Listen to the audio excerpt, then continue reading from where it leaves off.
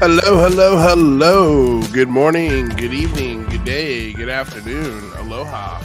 Welcome back to another episode of Lou Reviews. I'm your host, Luis Jimenez, actor, kind of a writer in some respects, and performer out here in Los Angeles.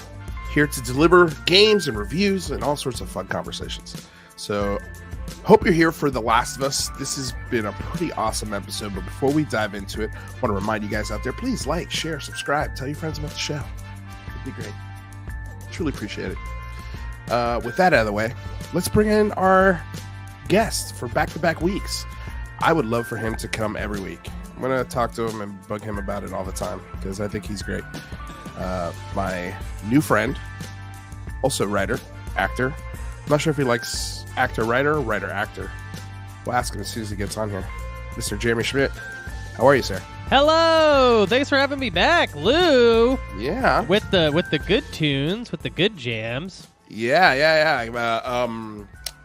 Recently, just got some access to great royalty-free music. Yeah. So I can play it here. I play these kind of jams on my Twitch when I'm gaming. So yeah. Can I tell you something about royalty-free music? Go for it. It's an art form on how to use that stuff. Yeah. And I think you nailed it. Thanks, man. Because sometimes people, you notice some commercials will use royalty-free stuff that maybe you even heard from like your audio jungle or whatever. Yeah. Like, and you're like, or just watching other people's effective. YouTube videos. Yeah. I did a whole short film once where I used all royalty-free, license-free music, and people were like, the soundtrack was awesome. And I'm like, you just gotta be effective with how you use it. Well, yes, there are. I have other tunes. I have a really good friend of mine who's got a killer band, and for the first 2 years, I used his music. Oh, that's a great hookup. That's a great hookup, and it's like really great music. DOS tapes. Everybody who watches this show knows DOS tapes. But they recently put their music on a similar site to what I just. It's royalty-free music, but it's music I still pay for yearly. To get access to, and to allow my channel to have access to it. I could also use it for my commercial work. So if I make a commercial for somebody or whatever, a reel, I can use that music and they can promote it wherever they want. Right. So anyway, curious. I meant to ask you, writer or actor first? I think ideally, in an ideal world, if I could like zip to the career I imagine, I think it would go director, writer, actor. Director, writer, actor. But you know me mostly as a writer. Yeah.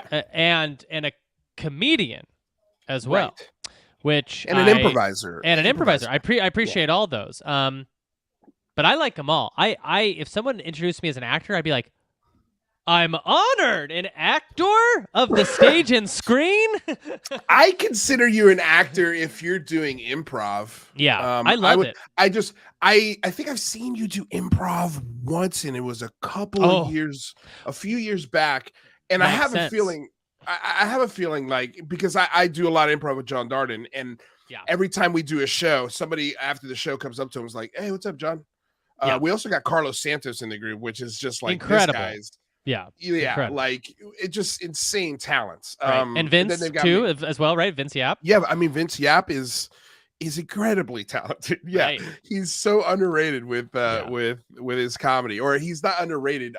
Subtle. He's very subtle. He's very, very subtle. That's a great group. Gin Belly is the name, right? Gin Belly is the name. Great group. Go see him if you're in Los Angeles. I don't know if you guys have. I don't know if you guys shows. We don't have any. We don't have any shows lined up yet. Yeah. Okay, don't go see them. They're done. They broke up. We're done. They hate each other. Broke up. Yeah, But John was me and John were on a team for a long time, so you probably saw me. Maybe if you ever saw him do Mess Hall, you saw me with them do stuff, and I just really like it all. Like I was a behind the scenes kind of person for a long time, and then when I started stand up and improv in Texas, and then I moved that out to LA and continued to do that. I became a front of the camera person for many years, and then it was only in the pandemic that I started to go back directing, writing, behind the scenes, creating. But I find joy in all of it. And, like I don't know, you sound like a guy who's also very into all aspects of like art and creation, and like almost like you could see yourself being happy in any part of the pipeline of like. Yeah. Yeah. It's funny enough, as I picture myself, I mean, like when I was in my young 20s, I wanted to be on SNL. Oh yeah, 20s. I mean, I still want that. Yeah, I still want to be on SNL. Yeah. Who doesn't want to be on SNL, yeah, right? Right. And then, but before that, I wanted to direct. Like, I think at my core, that's what I love to do. Film. I don't know if I could do stage or like even what Jeff does for our sketch group. Like the way he thinks of a show. Mm-hmm. I could never, or at least I don't know if I can never, but at least I don't have the skills yet to sort of do it that way. Sure. Stage is a completely different animal when you're directing something. I mean, I would be great for kids plays or something like that, but I don't know, like directing like an actual legitimate sketch group like he is at the UCB. I would find that difficult to undertake. Yeah. On top of everything else that he does, because he was a writer for Brooklyn Nine-Nine, like totally. And he still writes today. You see more of writers step into the director role classically at UCB. I don't know if Groundlings is the same. Groundlings, I bet it's way different because all those folks are performers. Like they write for themselves. They write sketches for their own characters. But at UCB, anyways, every single one of the directors, except for I think one team, has writer-director. Like they were a writer on Mod, and then they taught sketch maybe at UCB, and then other directing. I would like to direct at UCB eventually. That would be a lot of fun. I would have a good time doing that. You'd be a great director. I think it would be so fun to do what Topolsky does, and and the longer you do it, especially on the writing side, where you have to think about how everything's going to look. You start to see a world where you can do it. You know what I mean? But I do think more actors from Mod should step into the director role, because I think so many times what's lacking on Mod is performance. Usually the sketches are there, but the performers need they need someone to tell them your body looks weird when you do that. Right. Right. So that's why I think performer directors are so valuable. But you would do film, huh? Because that's where that's my North Star as well. So that's great. Yeah. I mean, I think I have directed and written something that got into the some festivals and stuff. Yeah, just one, the only one I submitted to, but it was an interesting story how I got in. And I was like, I wasn't even submitting it. I was showing it to one of the directors of the festival. And I was like, hey, like, I'm curious. I was going to submit this to some festivals. What do you think? He's like, this would be perfect for a festival. Oh, what festival? Can we know? Holy shit. Yeah, it was the Latino International Film Festival, the LAIFF. Yeah. Great. So it was a great festival.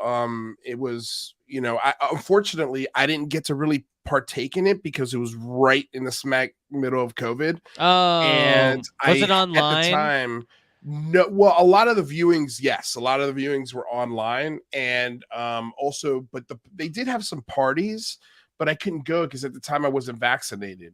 And so this was like maybe 4 or 5 months after the vaccination come out, and I was like, I'm gonna wait just like 6 months to make sure it works.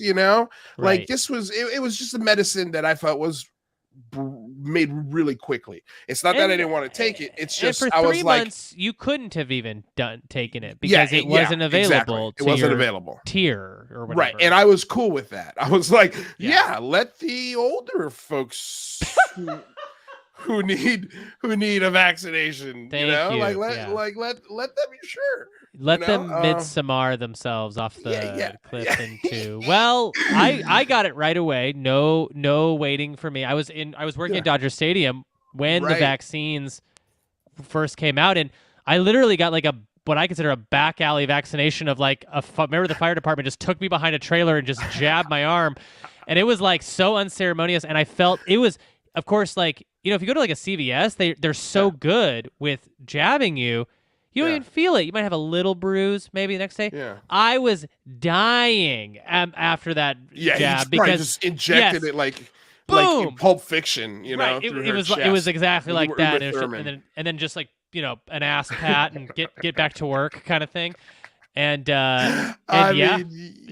he's more field medicine, like yes, like we're out in nature, you're gonna get it and just shut the fuck up and go. He's a medic from StarCraft is what he is. Excellent. So speaking of medicine and antiviruses, or antibody, whatever, vaccinations is what I meant. Yes. Let's talk about this episode 5, which was called what is it?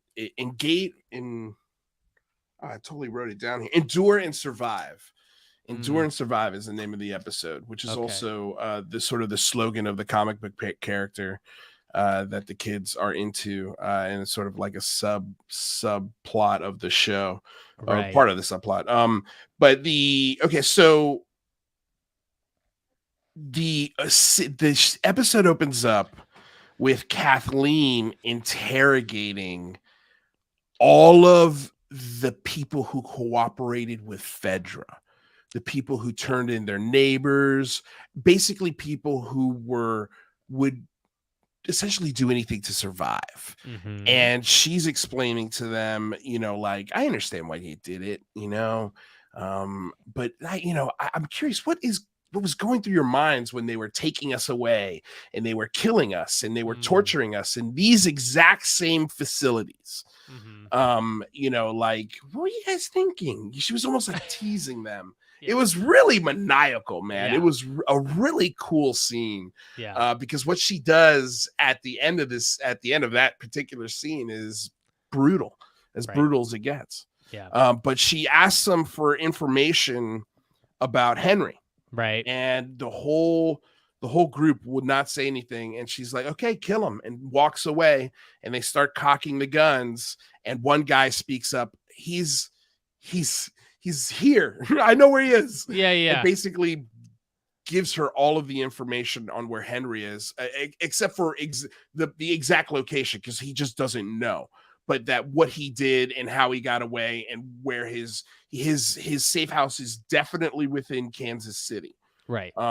Where I just don't know. So anyway, and so she gets as much information from that guy and then walks away and gives the order to kill them all. And then you see like 10 guys usher in with guns and you just hear it.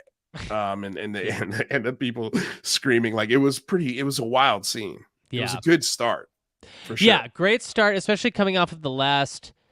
I mean, to me, what could you say? This is like a heightening to her brutality from the last episode, where she, kills the doctor in cold blood or whatever, and this was just kind of more of that, but on like a grander scale. And man, like we kind of mentioned it last week, but I do love Melanie Linsky, and I love her character of Kathleen, and I love the subversion of like. Look, like if you were a Hollywood exec, you might say Melanie Linsky's type might be, like a suburban like mom or something. She gives me that kind of sweet vibe. So it's great to see her in a role like this. It's great when we can get a subversion of that, and it's always so powerful when we get a good subversion like that. So.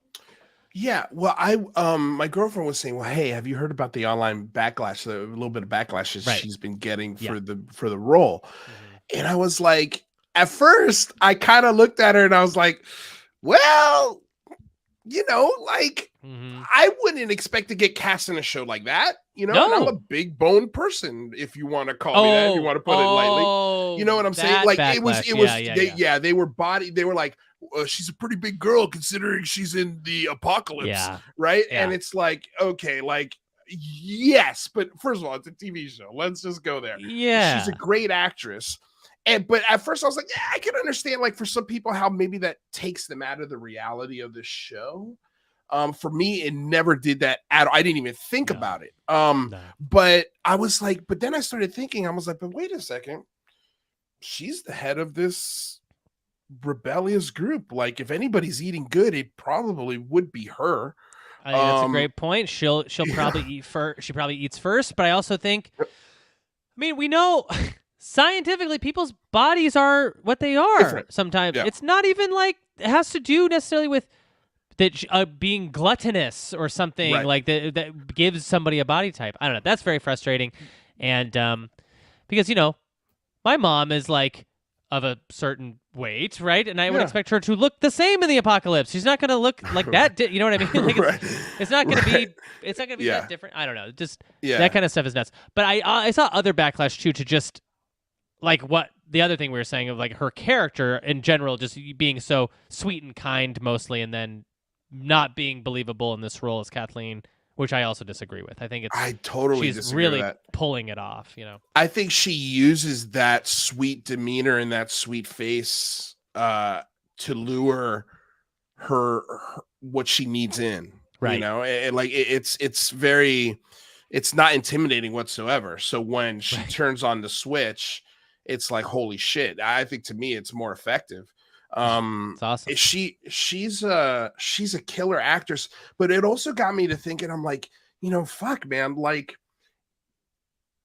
she is not the typical Hollywood body type, but I love that the executives said, don't give a shit. She's a great actress and let's give her the part because she's the best actor for the part. And I was like, man, I would kill to be on a show like that. You'd be great on a show like that too. On The Last of Us, you would be perfect. You would be great. I could see you being on either side of the conflict too. Yeah, I could see you being like a Fedra agent, but I could also see you being like with Pedro out there, just like, let's get him, like that whole, you'd be great. I can see myself as like a senator that somehow has maintained some monicum of power throughout this entire hellhole, and I'm still one of the few that gets to eat first kind of guys. Nice. But like I play my card. I'm very I feel like I would be maybe. But I think you'd be great on the show. Yeah. My point being is like I think she's a killer actress, and the fact that people were even thinking about that, like I didn't find it as like did you watch The Walking Dead? I watched very little of The Walking Dead, which is funny. This episode and The Walking Dead, they have a link. There's a link we'll get to later in the episode, but this story is ripped from The Walking Dead directly. The last parts of it are taken directly from the video game. That was taken from The Walking Dead. Was it? Yeah, because that's like this is episode 2 of The Walking Dead, when he finds I think it's a father and son. I thought the game came out before Walking Dead, but I think you're right. Walking Dead came out before the video game. That the show came out before the video game, but also the comic came out way before the show. Yeah. But this story of finding it's like literally whatever his name is, the main character of Walking Dead back in season 1. His name was Frank Grimes. That's his name. Yeah. Okay. Yeah. No, not Frank, but Rick. Rick Grimes. Yeah, he runs into the black father and son who's going through the same scenario exactly as Henry and Sam doing this. Yeah. And I remember thinking that playing the game, I was like, this was what happened in The Walking Dead, but it's art. It's like art borrows from art. Well, we were talking about this last week, how a lot of video games do that.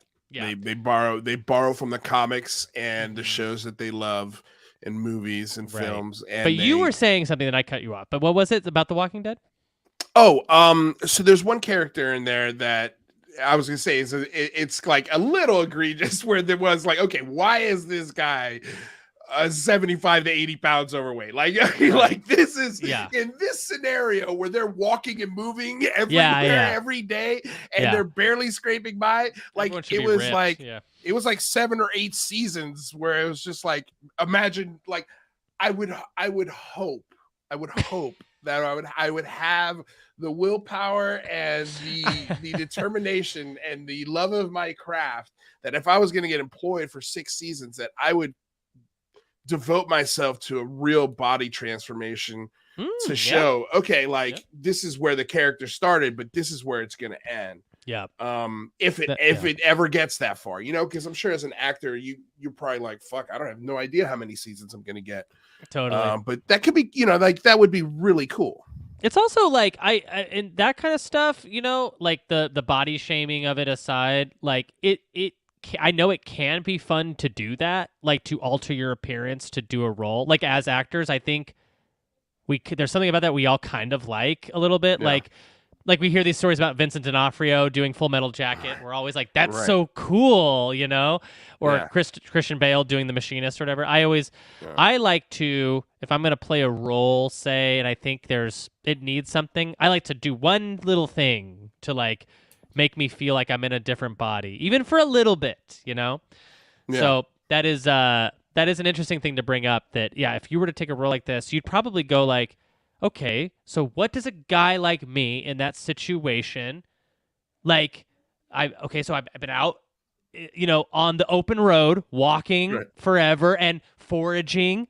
So you got to you'll probably do some very specific training to get yourself also in that mindset of like, I don't know if it would be like that goofy, what's that goofy workout where everyone lifts like car wheels and stuff, or like tractor wheels? Like the world's strongest man? CrossFit, CrossFit? CrossFit, yeah. Like that, but it'd be like whatever workout. that practical thing of like what it's like to have to like lift up, you know, a hitch to put a tractor on, to do you know, like, so that's a very interesting thing that you bring up too. It's like that just you like to kind of get into character somehow, you know? Yeah. Okay, so I did love Kathleen's also the monologue here that she had to these prisoners, telling them how, you know, just like how Kansas City is free.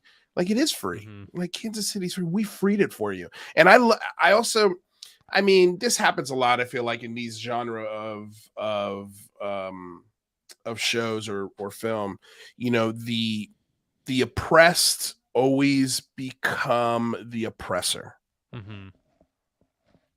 And that's, I mean, but that also mirrors society. I could just use only the example that I really know well, only because it was told to me by my mother and grandmother of the oppressed in Cuba were rallied by Fidel Castro and Che, and they started this revolution. And then eventually, very quickly, the revolution became just the new regime.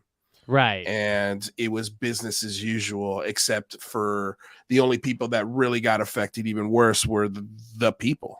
Right. You know, as opposed to the select few that got to be part of the system. So I thought that was cool.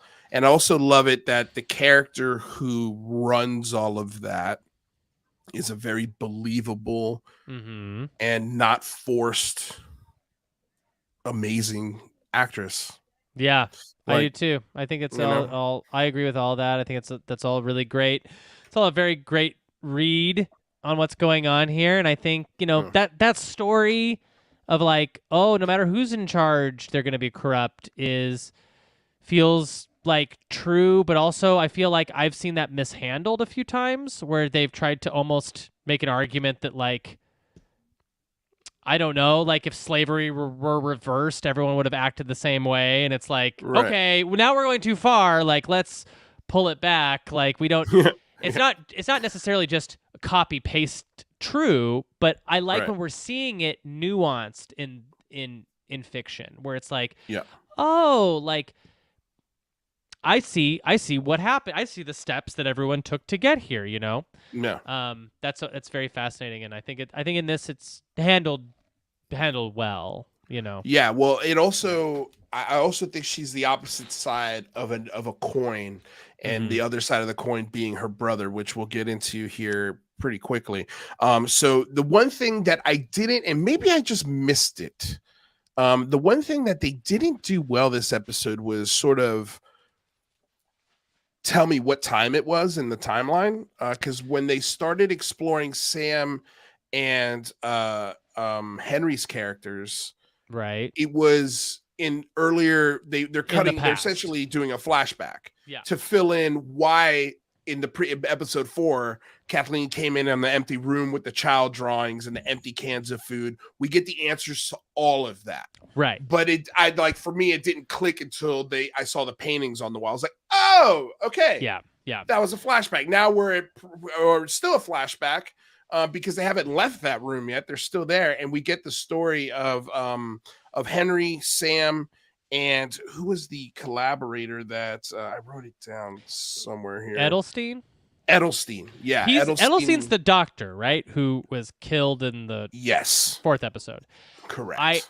I didn't remember his name, but they do say it in that first scene that he's with Edelstein. So if you happen to catch his name for episode 4, and I don't even know if they said it directly in episode 4, that would have been your clue into the timeline. But I agree with you that this was like, the timeline almost felt like a bit of a reveal at some point in the episode. Yeah. Like, oh, this is a flashback episode, which I don't hate, Yeah. Well, she finds out that the doctor, when she interrogates the group of people at the top of the episode, she finds out that Edelstein is the collaborator. He is the main collaborator, and that it's Sam that's helping, or Henry helping him essentially do a coup in all sense, a coup of the coup, which is pretty wild, man. But so we learn that Edelstein helps Henry and Sam escape because Henry gave information to Fedra, essentially leading to the arrest and the death of Kathleen's brother. Yeah. Right. Who was the leader of this resistance. And there's a lot of guilt in Henry's character because he was a genuine leader that Henry looked up to. But because his little brother Sam, who I also love that they changed, these are 2 characters from the video game. Right. They changed the character to be the child to be deaf, or ASL. And it added a really great layer to sort of the importance of what Henry means to Sam. Right. And it's also just a cool thing to see on film. I thought it was a really great episode. Yeah. And I think this is what, this episode for me was more heart wrenching than the Frank episode. Oh, I agree. Also, it's like 15 years later or something, you know what I mean? It's like a long time later, which is helpful in that, like, we've, in storytelling, especially for television, I mean, AMC was a great network even at the time, but like this feels like elevated even from what we were doing in shows like Breaking Bad and Mad Men. It feels like the next step in the budgetary chain or whatever. It's like, so I agree. This was definitely a cool. And again, I love the little adding these nuances to these characters. It's giving more. It's giving more. It's giving better. Yeah, more rich. It's more layers to the nacho dip. Yeah. Like it is. It's like all of this is really great storytelling and layering of that storytelling because it's good stuff, man. I think the only thing that really took me out of it was the disease that Sam had, which was leukemia. And it's like, wait a second, one medication is the thing that cured this kid of leukemia. Right. Like that to me, I was like, man, maybe just pick a different disease or something. Or maybe almost, just like it almost feels like they knew somebody with leukemia or something. It almost feels like maybe there was some, because I agree. I would have also made it a completely different thing too if I was writing it, just because I don't know, almost something more, with some more stakes. Like, what if it was like, I mean, go with me on this. What if it was like his, I don't know, like some sort of behavioral medication or something that like helped him like not like go into a fit or something, and then like and that was important because they had to be quiet or something, like he would have freaked out, or like there was also ways of adding to the tension backwards or something, but like yeah, I agree, like I didn't quite. I just feel like leukemia requires like serious medical attention, right? And it's not going to be cured by one bottle of pills or and, like, even hospitalization. 10 bottles. Yeah, so like to me, I understand the importance of the trade, the value of, hey, look, you want your little brother to live? We need something in return, and we need the biggest fish, and we know that you are very well connected to that fish. So give us the information, we want it. And so he does. He agrees to it to save his brother's life. Right. And so like that was those are like the two moments. So I was like, it kind of takes me out of it, but I'll forgive it because I think the other moments are so good. And I will say that I didn't. That I remember thinking like, oh, leukemia, but I don't. But it wasn't too big of a stumbling about a barrier or something for the story. I kind of just went with it, and it was like, okay, whatever. Like maybe I don't know enough about it, Yeah. Well, so through the episode, they hatch an escape plan to get out of the city. Right. Henry knows how to get out, so they take him underground, and literally up until they're everything's going perfect, right up until they get to the last block, and this is where the show really almost frame for frame goes with the video game. Yeah. Because this is a mission in the game. And everything besides the Kathleen has no part in the video game, so all of that stuff is not in this scene in the video game. But yeah, a lot of inspiration, a lot of stuff pulled from the game put into this direct scene, including Joel's character being in the tower with that iconic sniper rifle. I think this is the mission that you get that rifle. There's also cool little moments that are little Easter eggs to the game, like when they go to that nursery and they're hanging out there. There's a note of a crayon drawn picture of a police officer. And I'm forgetting the name that was on there right now, but that's like one of the things you pick up in the game. Yeah. And one of the notes that you get to read, and so there are like cool little call outs within that little play area. It's also a moment that when I watched the after show, they were saying like it's one of the few moments you're going to get where you hear kids laughing, like actually relaxed and like living, like being normal kids, even if it's only for a couple of minutes. Like they got the like toy cars and crayons and like everything a kid would want, in a school and in an environment, instead of just so pure... sad. It's when you look at that scene in that context, it's really sad. And it's also a remnants of the people who were there before. Like, what the hell happened to them? Like, what happened to the kids who were in there? Did they get taken by Fedra?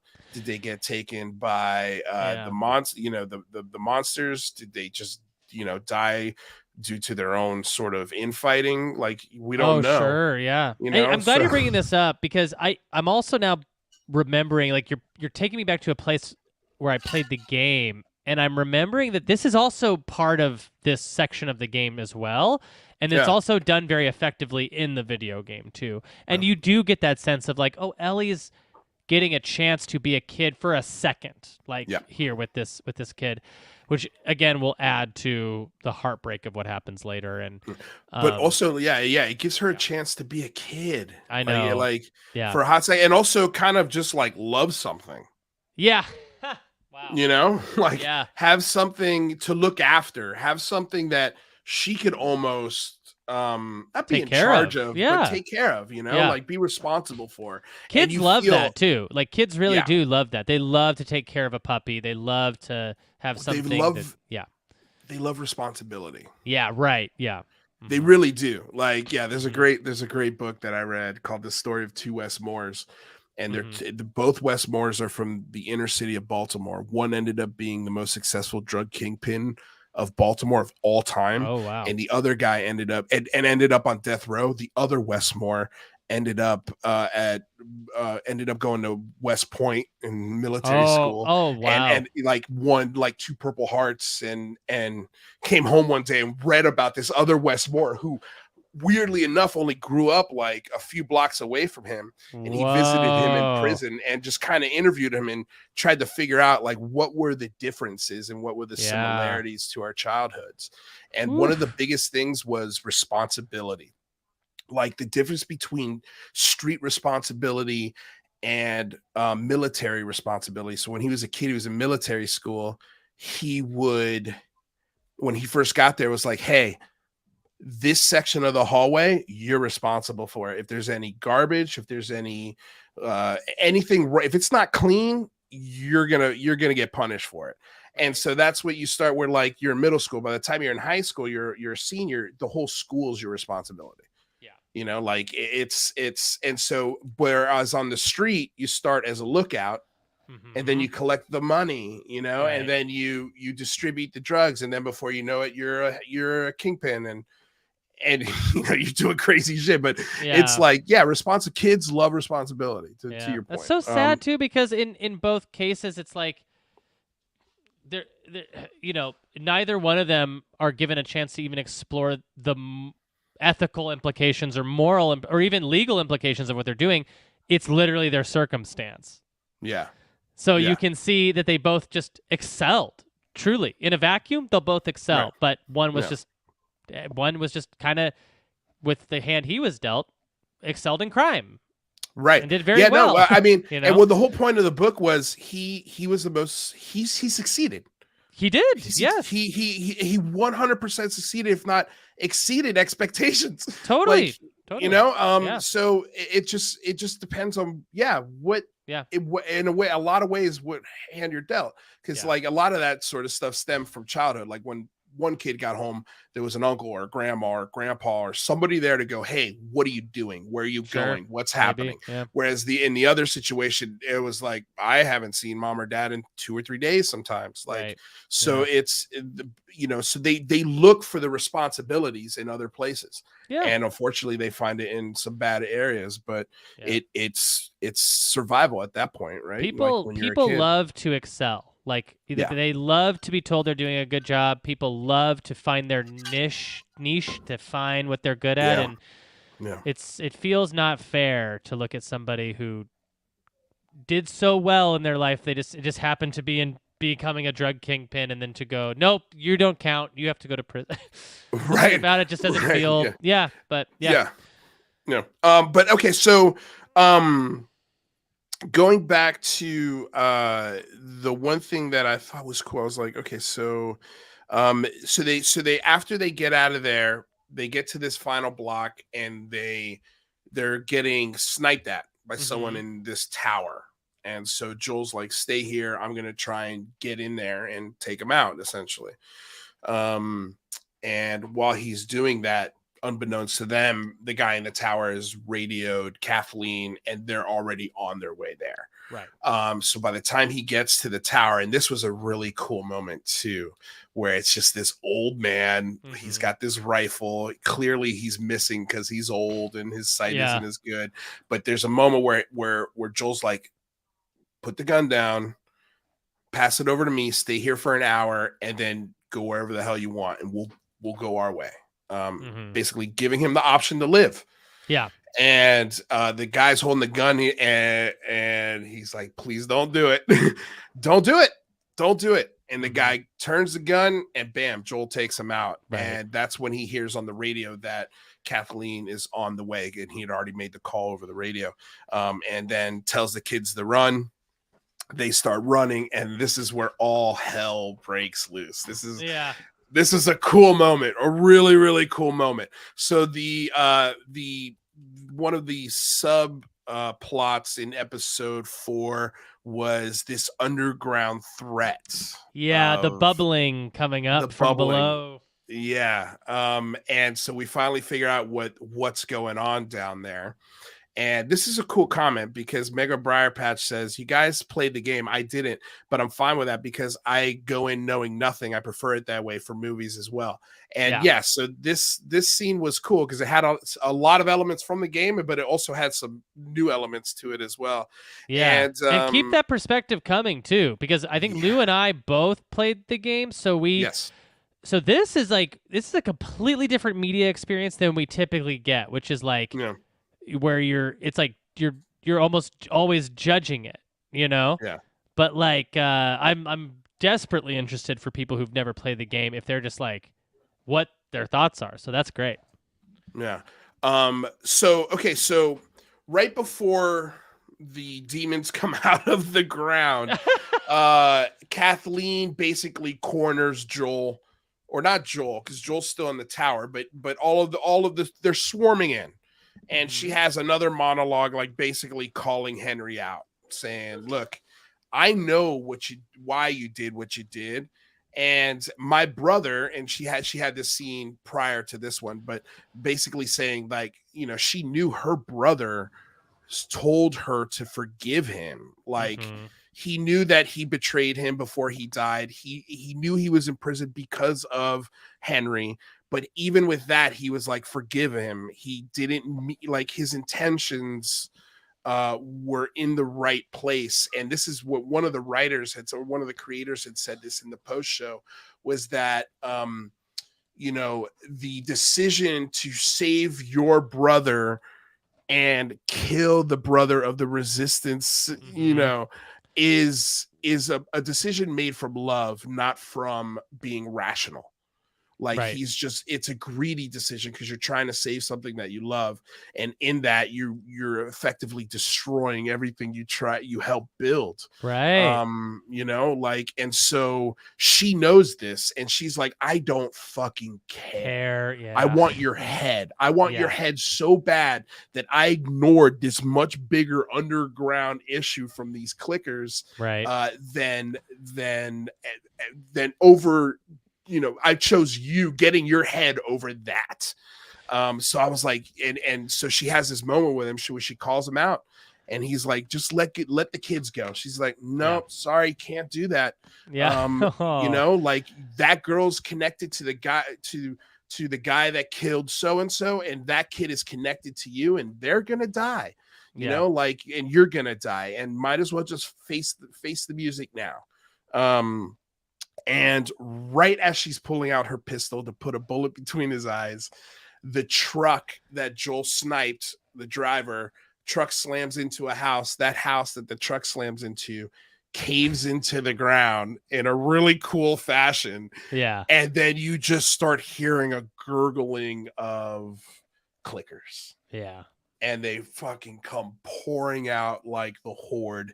And of course, this is the distraction that they need to try and get away. But in the mayhem, Ellie has a moment, obviously, where she almost dies, but she also makes a very conscious decision within this moment to either save her own skin or go try and help Sam and Henry because they're pinned under a car and they've got clickers trying to essentially attacking them.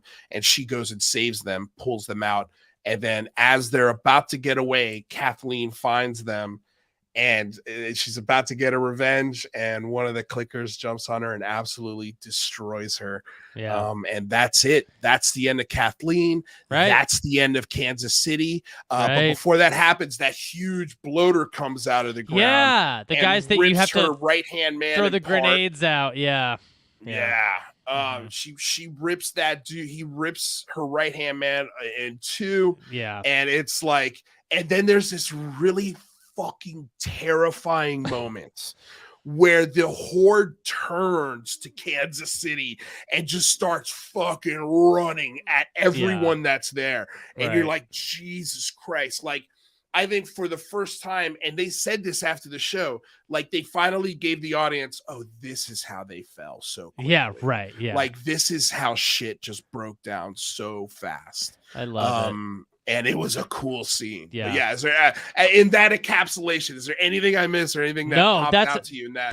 That's a perfect breakdown. I think it's absolutely what's so like you said, what's so nuts about it is, that evolution. I mean, you brought it up last episode, that evolution of like the zombie film. I think you brought it up with like 28 Days Later kind of started the running zombies, and now where are we at, and like the idea that like,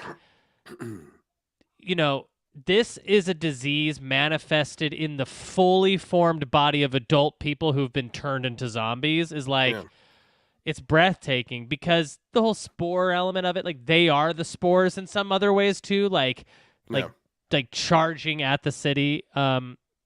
Also great that they're like genetic determination from underground, that they're constantly trying to get up.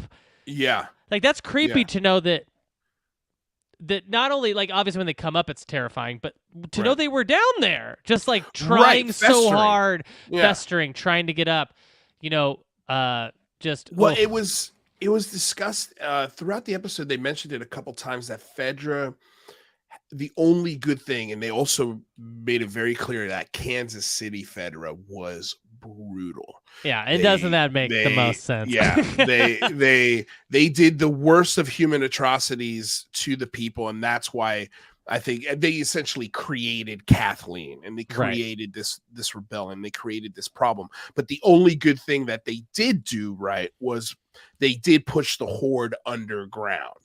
And I'm curious, I'm wondering if it'll ever be clear if that underground horde was something that naturally happened, or something that the fungus was sort of forced to evolve, because Fedra did beat it. It did push it back, almost like an antivirus in a way, and then it just kind of evolves into something else, and now it can fester beneath the ground. And I'm wondering if is it sucking the nutrients from the planet? Because that was my question too. Was like, how is this?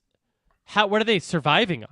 Because they don't eat. They're not like zombies. Like eat, like people. Right. Like they don't. I don't think they need food. I think. What does the disease do? Does it just wear out the body until it falls down, or? Well, in nature, these types of organisms, what they do is they literally eat the creature from the inside out, and then take control of its neurosystem, and in a way controlling its own body, and just pretend it's something else, so then it can then affect the next thing that consumes it. Its only purpose is to literally consume and destroy. So when you say it doesn't eat, like the classic zombie, I think, is brains, and then once it eats your brains, it moves on to the next set of brains. I think with this, it eats you from the inside out, and I think it does eventually hit a point where it sucked its host from all the possible nutrients that it could get, and then the host dies. And then it dies if it doesn't get to interact with something else that it can put itself into. Yeah, right. Yeah. That makes more sense. So that's almost like how they could be all surviving and thriving underneath the ground and stuff. It's because they're feeding on is literally it themselves. They you know what I mean? Like or much like a mushroom. Yeah. Like it grows out of the ground. It's essentially a Doesn't plant. Need much, doesn't need much, other than photosynthesis and some water and nutrients from the soil. And boom, you've got an active environment. If assuming that the planet has warmed, and this is why these things happened in this scenario, maybe, I don't know, maybe it's also a way to, because it did I remember in the first episode, they did have parts of this organism that attached to the city, and it seemed like it was like a tree trunk growing through the concrete, but it was dry. It wasn't able to communicate with other parts of the horde miles away, and so therefore it wasn't a threat. So I think once it sucks sort of all of the available resources around it, it either dies or moves on to something else. Wow. So it's, I mean, in a way, it's sort of a weakness, it's sort of a weakness. If you could figure out. Yeah.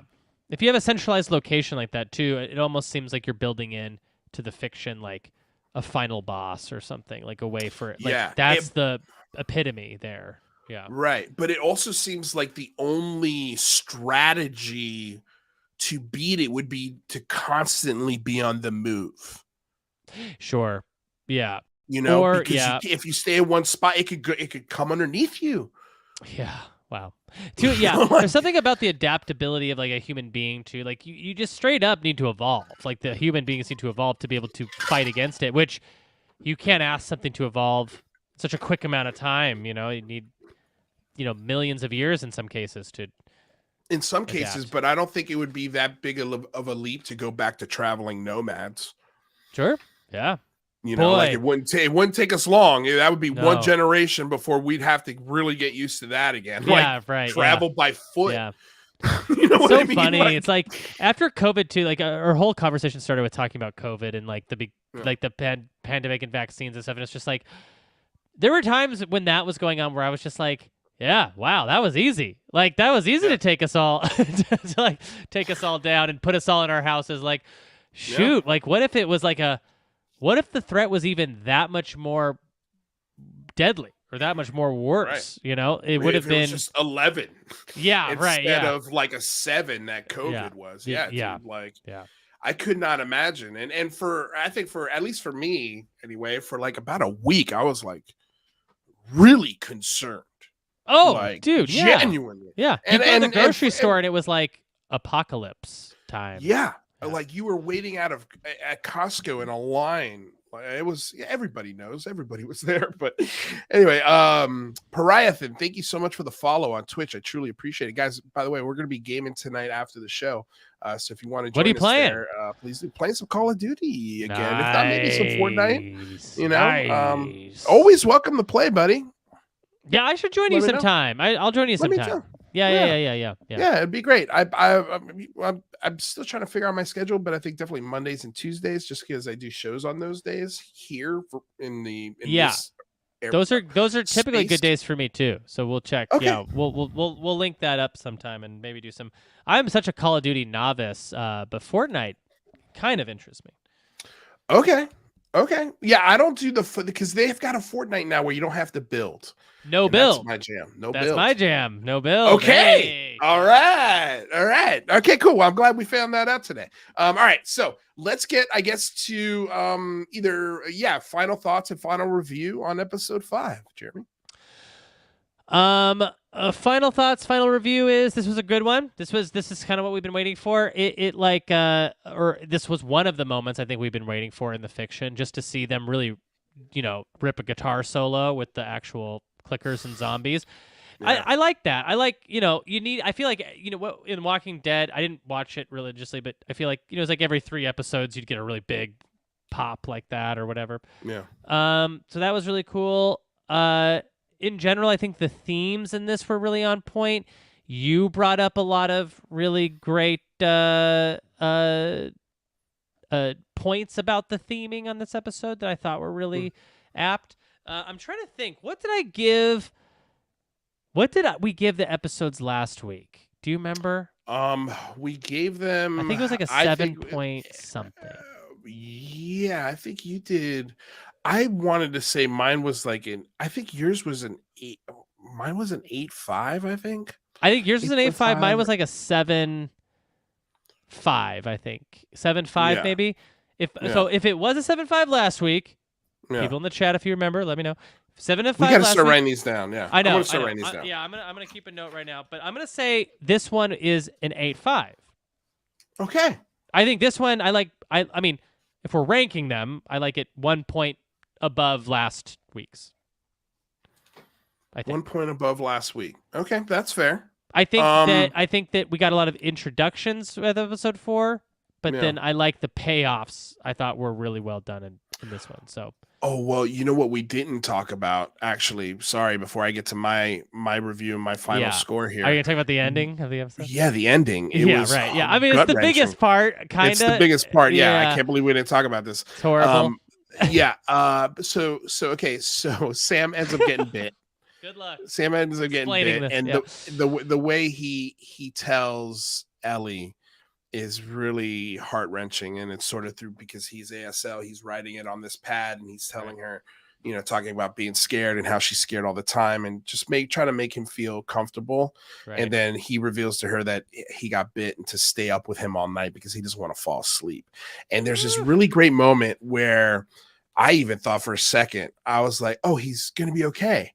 Where she because she thinks her blood is medicine, and that's what she says. So she cuts herself and she rubs her open wound on his bite. And for a moment, you're like, everything's going to be cool. Yeah. And then they cut to the next scene, and the kid's sitting on the bed, and she had fallen asleep, and she'd broken her promise to him of not falling asleep. Yeah. And she wakes up and she's like, fuck. And she taps him on the shoulder. He turns around and he's turned. Yeah. And then that fight breaks into the next room where Joel and Henry are sleeping. They wake up. It's very clear very quickly that Sam has turned, and Joel goes to kill him, kill the kid, and Henry grabs a gun and points it at Joel, and it's like, no, don't do it. I'll kill you if you try to kill him. Yeah. And you could see it was such a tense moment because Henry's going through all of the math that he's doing in his head. Like, okay, if I kill him, what happens? If I kill her, what happens? If I don't kill this kid, like, we're all dead. Like, it's like, and that's the only answer. Right. So he shoots Sam, which is his brother. He kills his own brother.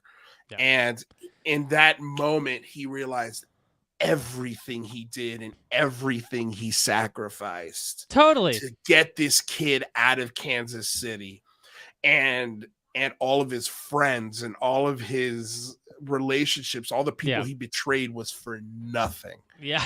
Was for nothing. And he turns the gun on himself and ends his own life. And it was a heartbreaking moment. It sucks. Heartbreaking. It's so hard. It's so hardcore. Yeah. I would do the exact same thing. I'd be like, do the same thing as Henry. At that point, I'm like, you think I care about trying to make it in this hellhole now? I'm out. Like, goodbye. But not only that, just having to live with the guilt for the rest of your life. Oh, yeah. And like, you have no family. Who are you going to hang out with this crew now? Joel and El? No. No. They're not going to take you with me. I want to walk where? Yeah, exactly.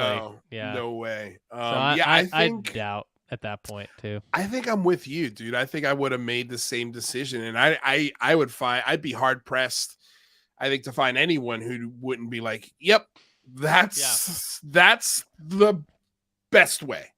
Yeah. The best way. Like, it's under your own decision. You're making the decision. Yeah. And also, just like, this is not getting better anytime soon. And to go through the world with this on your brain. So for me, this episode, again, I don't want to go 10 because I want to save those 10s for some really great stuff. But I'm going to say 8.9, as close to a 9 as you can get. I really, really, really liked this episode. It is obviously my favorite. It's my highest ranked one. I think it's one of the best acted ones. It's also what I found out about that scene at the end with the clickers and the whole horde. Yeah. Most of that was practical effects. Those were all actors doing those movements and doing all of those things. And I was like, dude, that's great. And they were explaining, they're like, yeah, I mean, it's really hard for animators to animate that properly and make it look as real as they got it. And it was cool. It was, from a production aspect. Here's one thing I always recommend. I will recommend to everyone who's new to this show and to HBO overall, any of these types of shows, they always have a short little vignette at the end of it. It's almost like a post-credits scene where they talk to the directors and the creators and the showrunners.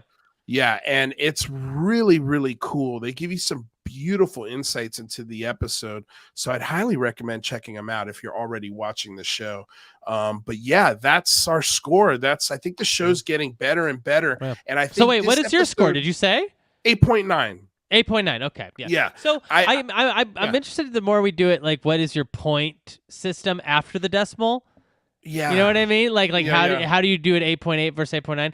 Typically, I'm pretty good with scales that go 7, 7.5, 8, 8.5. So I'll lean on those. I might do a 7.5 every now and then, but that'll just be on my own personal. But I'm still trying to figure out my own personal one out. Yeah. I mean, I don't know. I think of it as kind of, you ever go to a sporting event and they have that meter where they ask you to make noise? I'm like, I feel like that's sort of my barometer. It's always like kind of fluctuating. It's never like 8.9 to me is kind of me telling you, yeah, it's a 9. Right. Totally, but I want to save a little room, just in case, one full point and a little extra, just in case. But yeah, I mean, I think the one thing that this episode did is that it's very clearly the writers are telling you, yeah, we're not in some cases we're not world building. We're going to destroy the whole thing very quickly, but it'll take us 2 or 3 episodes to build that world and build the importance and give you why it's important and why the emotional connections are important and why it's important in the storyline and why it's even there in the first place. But there are greater things to go do, right? And that seems like again, like traveling nomads. And the preview for the next episode, which I feel like they just, I don't know, man, they straight up spoiled it. Does Joel find his brother? Yep, sure does. And I didn't spoil that. That was HBO. I don't do previews, especially with a show that I know I'm just gonna watch week to week, or especially if I'm binging it. I'm like, skip that. I'm on. I'm going. I don't have that discipline. You're like, I gotta see. I'm too tempted. Yeah. Mm-hmm. I'm too tempted. I'm the guy who wants to know all the secrets. Right. Yeah, my girlfriend's like that too. Yeah. So sorry if I just ruined that for you. No. Oh no. To me, no. But I also I have played the game, so yeah. I know that brothers happen at some point. But Lou, thanks for having me. Dude, it was great. Somebody, Mega Patch asked, do mushrooms need photosynthesis? I know, I don't think they do.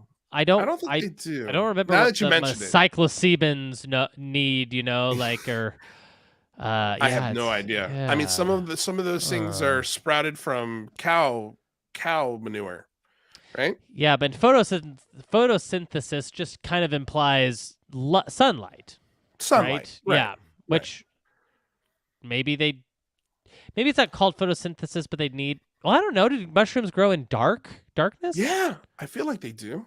Then maybe they don't need photosynthesis. Yeah, maybe they don't. I mean, yeah, I'm not sure, but I have a feeling you could Google it. Yeah, we can Google it. Yeah, I'll Google it maybe after this. Yeah, after this. I'm not Googling it now. Maybe there's no mystery. Why answer? Let's leave the show with some mystery. Yeah. All right. Well, Jeremy, dude, thank you so much for again joining the show. Absolutely. And please, I hope you come back next week, dude. It'll be a lot of fun. Yeah, let's do it. Sounds good. Love the back and forth. All right, buddy. I'll see you soon. All right, bud. See you. Yep. Ciao. All right, you guys. So that was Jeremy Schmidt. Really, really funny guy, man. He's one of the funniest guys I met out here in Los Angeles, and a hell of a writer. So yeah, we've got a show this week on Wednesday in LA at the UCB Theater. So if you guys want to come on down, every show's been sold out. So go to the UCB Theater and buy tickets for Love Seat. That's our sketch team. Yeah, and come say hi. That'd be great to see you guys in person. We've had a couple people show up. It's been pretty wild. So thank you so much. It's been really, really cool. That's it. That's today's show. That's today's review. Again, it's 6:00 here. I'm thinking around 6:30, 6:45 at the latest. We're probably going to play some games, do a little live stream with some gaming. And then tomorrow we've got our show, our regular Tuesday show at 4:00. And we're going to be going over all of the brand new trailers that dropped on Super Bowl Sunday. So we've got the new Fast and Furious trailer. We got the new, not full trailer, but new television spot for Indiana Jones. There was, and wow, holy cow, The Flash. I was really, really wanting to hate this trailer. And low key, I loved it. I don't want to like this movie because I really despise the main actor in it. And I don't know what DC's going to do with this property going forward. And I'm just interested to see what the publicity and the publicists and what the actors are in the film are going to say when this releases in a few weeks. I have a feeling this is going to be a really fun fucking movie, but it's going to get a lot of backlash because of the main actor, and it's deserved. Like in this case, I would genuinely say it's deserved. I mean, there's a lot of people that it's not fair, because in a film there are hundreds and hundreds of people that contribute to make a film possible. Hundreds of people that work their asses off to make something look good and come to life on screen. So it's really difficult to boycott a film because of one asshole. But in this case, man, it really is justified. You know, I when it comes to video games, I know there's sort of something similar going on with the Hogwarts Legacy video game. In my opinion, for something like that, I would play a game like that, because J.K. Rowling is not sitting there with programmers and developers and writing stories for this game. This is something completely independent of her, and there are hundreds of people that game has employed and that will employ in the future, because it looks like they're going to do another version of it. And it looks like a great game above everything. I'm interested to talk about the internal struggle and see if anybody else out there has the same kind of struggles when it comes to the Flash or other similar properties. Like, do you have an issue with the Hogwarts Legacy game because of the thoughts of J.K. Rowling? Do you have issue with the new Flash movie, you know, with sort of all of the behavioral issues and sexual assault that Ezra Miller has had? Like, I don't know if I can watch Rick and Morty anymore. I could, because they fired the main actor, you know, so, you know, whoever they replaced that Justin Roiland with, you know, but like, would I go out and support? Like, I want to play that game that the Squanch Games released on Xbox. I can't remember the name of it right now, but wanted to play that game, but I haven't, and it's free. I could download it for free, but I haven't, because I don't feel right playing it and supporting that developer, because that developer is the CEO is Justin Roiland. Like, he started that video game company. So it's a lot different than, you know, Hogwarts Legacies. And when it comes to the Flash, like, holy shit, that trailer, and we're going to get into it tomorrow, gave me all of the fan service and goosebumps that I wanted in a trailer. To see Michael Keaton as fucking Batman and say the line, "I'm Batman." Oh, it was awesome. It was awesome. So I'm struggling big time with this right now. But I'm curious to know what you guys think. We'll talk about it tomorrow. We'll dive deep into it.